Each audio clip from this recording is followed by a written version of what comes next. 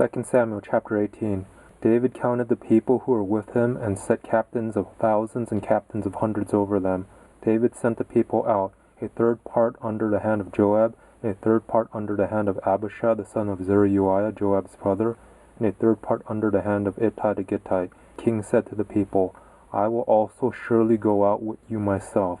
But the people said, You shall not go out, for if we flee away, they will not care for us, neither if half of us die will they care for us. But you are worth 10,000 of us. Therefore now it is better that you are ready to help us out of the city. The king said to them, I will do what seems best to you. The king stood beside the gate, and all the people went out by hundreds and by thousands. The king commanded Joab and Abishai and Ittai, saying, Deal gently for my sake with the young man, even with Absalom. All the people heard when the king commanded all the captains concerning Absalom. So the people went out into the field against Israel, and the battle was in the forest of Ephraim. The people of Israel were struck there before David's servants, and there was a great slaughter there that day of 20,000 men. For the battle was there spread over the surface of all the country, and the forest devoured more people that day than the sword devoured. Absalom happened to meet David's servants. Absalom was riding on his mule. The mule went under the thick boughs of a great oak, and his head caught hold of the oak, and he was taken up between the sky and earth. And the mule that was under him went on. A certain man saw it and told Joab and said, Behold, I saw Absalom hanging in an oak. Joab said to the man who told him, Behold, you saw it, and why didn't you strike him there to the ground? I would have given you 10 pieces of silver and a sash. The man said to Joab, Though I should receive 1,000 pieces of silver in my hand, I still wouldn't stretch out my hand against the king's son. For in our hearing the king commanded you and Abishai and Ittai, saying, Beware that no one touch the young man Absalom.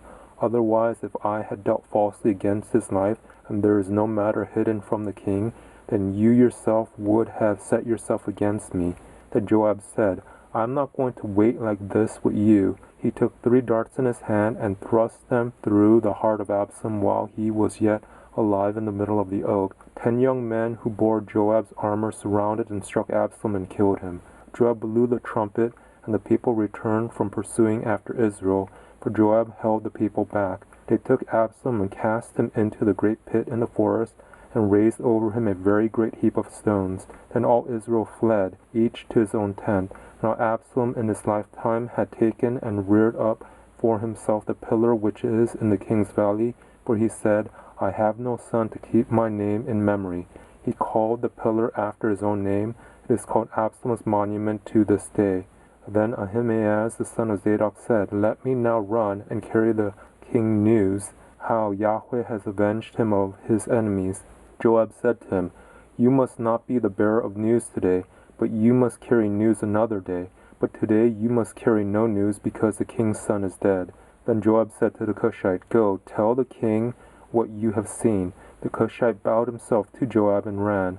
Then Ahimaaz the son of Zadok said yet again to Joab, But come, what may, please let me also run after the Cushite. Joab said, Why do you want to run, my son, since that you will have no reward for the news? But come what may, he said, I will run. He said to him, Run. Then Ahimaaz ran by the way of the plain and outran the Cushite. Now David was sitting between the 2 gates, and the watchman went up to the roof of the gate, to the wall, and lifted up his eyes, and looked, and behold, a man running alone.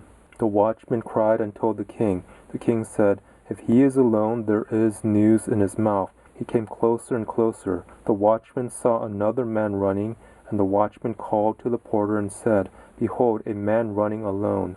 The king said, He also brings news. The watchman said, I think the running of the first one is like the running of Ahimaaz, the son of Zadok. The king said, He is a good man, and comes with good news. Ahimaaz called and said to the king, All is well. He bowed himself before the king with his face to the earth and said, Blessed is Yahweh your Elohim, who has delivered up the men who lifted up their hand against Adonai the king. The king said, Is it well with the young man Absalom? Ahimaaz answered, When Joab sent the king's servant, even me your servant, I saw a great tumult, but I don't know what it was. The king said, Turn aside and stand here. He turned aside and stood still. Behold, the Cushite came.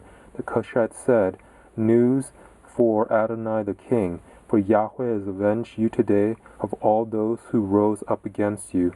The king said to the Cushite, Is it well with the young man Absalom? The Cushite answered, May the enemies of Adonai the king and all who rise up against you to do you harm be as that man is.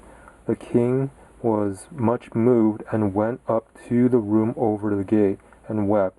As he went, he said, My son Absalom, my son Absalom, I wish I had died for you, Absalom, my son, my son.